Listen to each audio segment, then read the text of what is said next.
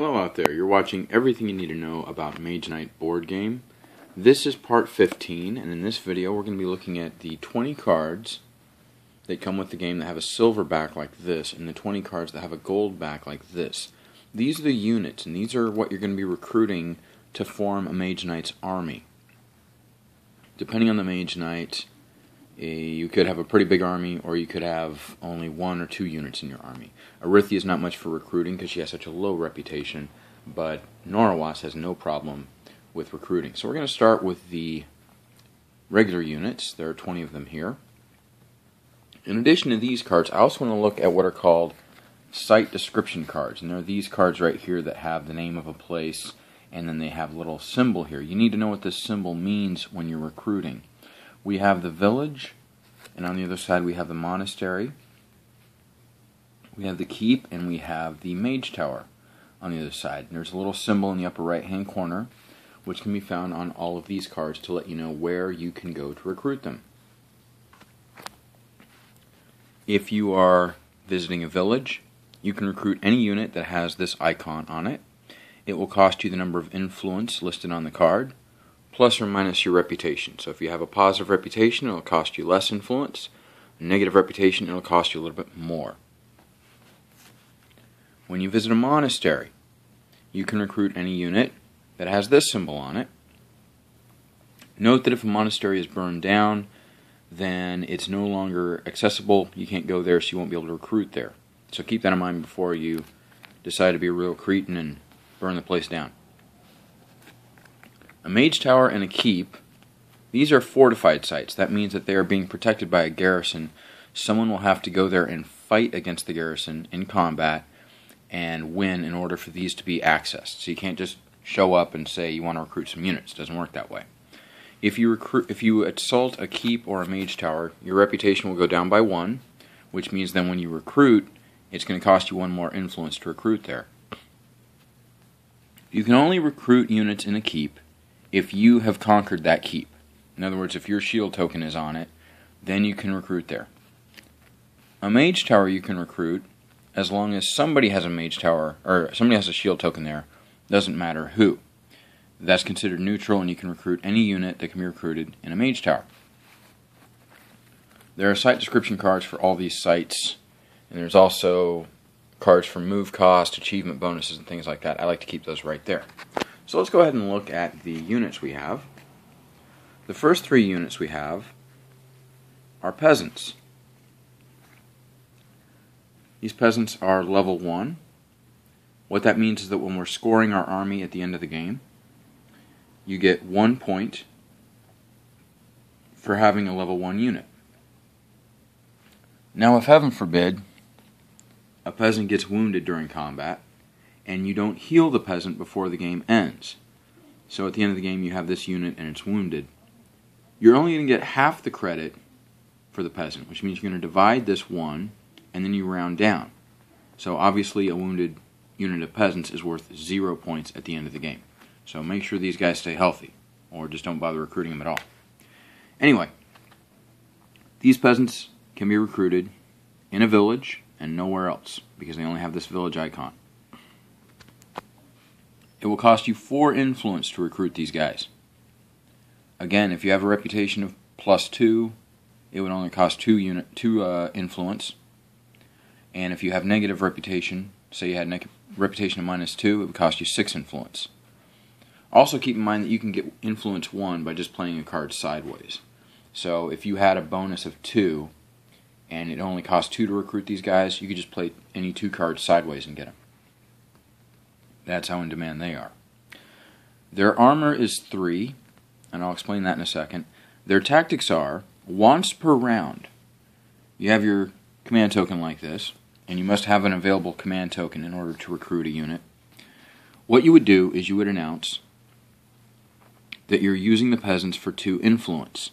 Then you would go like this, and then you would have 2 influence you could spend that turn. Or announce that you're using your peasants for move 2. And then you activate the unit, you put this command token on it, you now have 2 points of movement you can use this turn. Or you have your choice of 2 points of attack or 2 points of block. Once a unit has been activated, it is no longer readied. It is considered spent, and for the rest of the round, you cannot use it again. At the beginning of the round, all you have to do is put it up here, and the unit is ready again. It's that simple. I wish it was that simple for my wife to get ready in the evening. Anyway, at the end of the round, you can activate or ready it, and it's ready to go. If it gets wounded, it must be healed.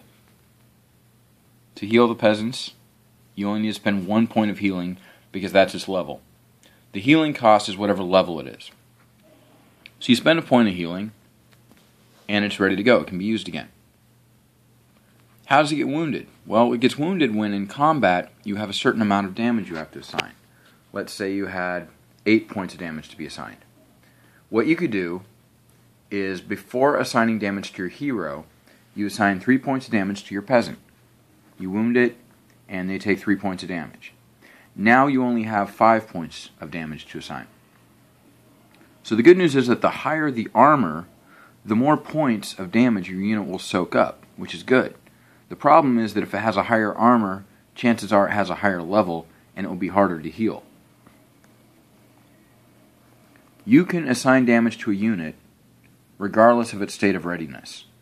Whether or not it's been activated that round does not have anything to do with whether or not you can wound it. Okay? Note that this unit does not have physical resistance, ice resistance, or fire resistance, so it immediately gets wounded. We don't factor in the armor. We only do that when it has resistance. And we'll come to units like that a little bit later on. Anyway, those are the Peasants. Next, we have 2 units of Herbalists. Herbalists can be recruited in a village or in a monastery. And again, if you're not sure which is which, the village is on one side of this card, monastery is on the other. By the way, you can buy points of healing in a village. It will cost you 3 influence points. You can buy points of healing in a monastery for only 2 influence.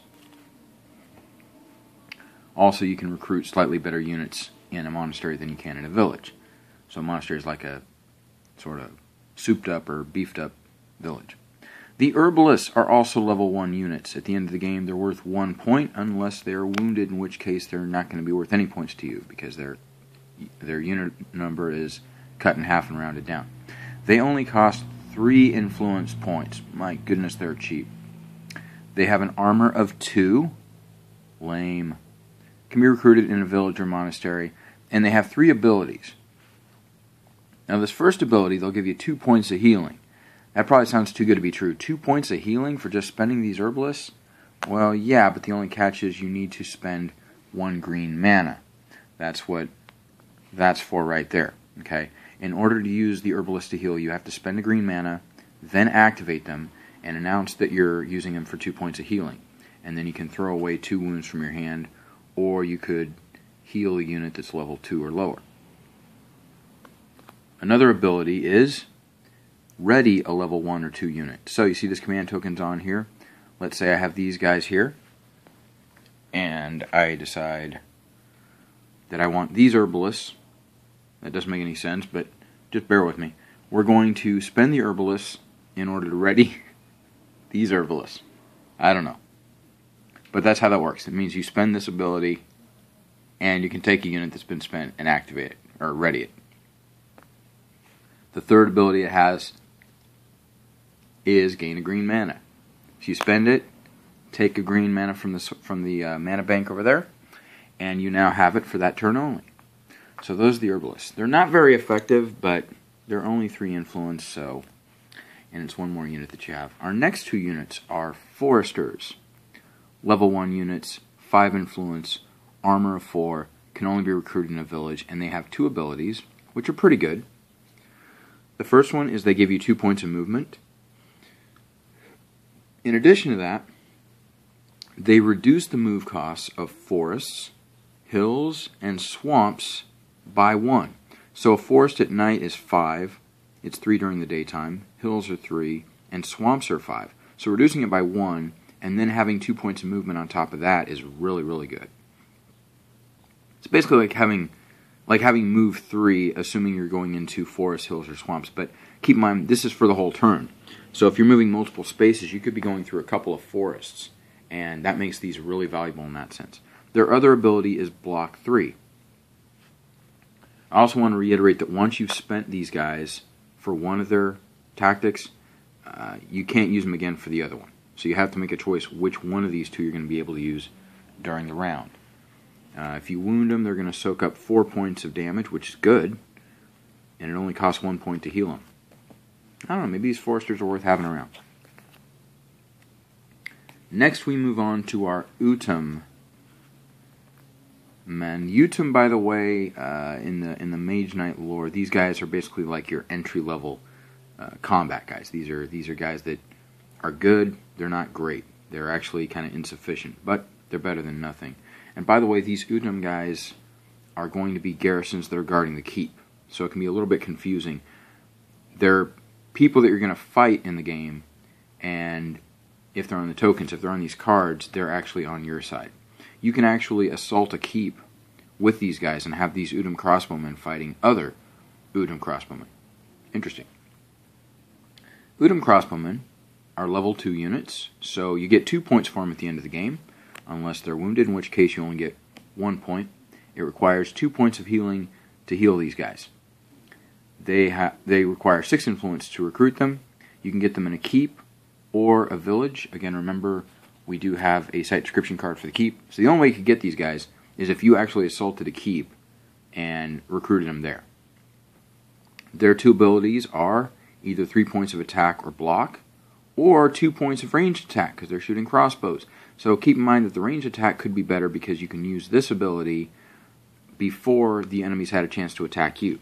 Remember, it goes range and siege attack first, and then block, and then attack. So those are really handy to have around. Our next 2 are Utum crossbowmen, or excuse me, Utum guardsmen. These guys, level 2 units, 5 armor, 5 influence to recruit. They can also be found in a keep that you've conquered, or in a village. And their 2 abilities are attack 2. And this other one, I'll explain this. They give you 4 points of block, which counts twice against an attack with swiftness. An attack with swiftness means somebody like the crossbowmen that are shooting really swift arrows at you. Swiftness means that you have to block their attack twice. So if you have this ability, you have block 4, but if the enemy has swiftness, it's actually going to be block 8. Because the enemy's attacking you twice, you have to block it twice, so this gives you twice the amount of block. It just stays consistent with the theme. By the way, the wording on this is a little bit different depending on what edition you have. Next we have Utum swordsmen. Okay, these guys can only be recruited in a keep that you have conquered. They're level 2 units, they have an armor of 4, they cost 6 influence, can only be recruited in a keep, and their 2 abilities are, they'll give you 3 points of attack or 3 points of block, or they'll give you 6 points of attack or 6 points of block. However, when you do this second ability, you automatically wound the unit. Okay, so they're not going to be able to take damage because they're already wounded just by elevating their attack or block to 6. Also remember that when I said before there's a knockout rule, if you deliberately wound your Utum swordsman and put a wound on him, that counts towards the knockout amount. So let's say that your level was 5. You have 5 cards, I'm sorry, you're level 1 or 2. You have 5 cards as your max total. This wound counts towards that 5. So you've wounded yourself. If you take 4 more wounds in the same combat on top of this, then you're knocked out and you have to discard all your non-wound cards. Okay, so those are all the units that can be recruited just in the keep or a village. There are others that can be recruited in a mage tower and monastery, and we're going to cover those in the second part of this video. So many units, so little time, right? Anyway, thank you so much for tuning in. Be sure to check back for part 16 of everything you need to know about Mage Knight board game, where we look at the rest of the regular units. Until then, GLHF. Good luck, have fun.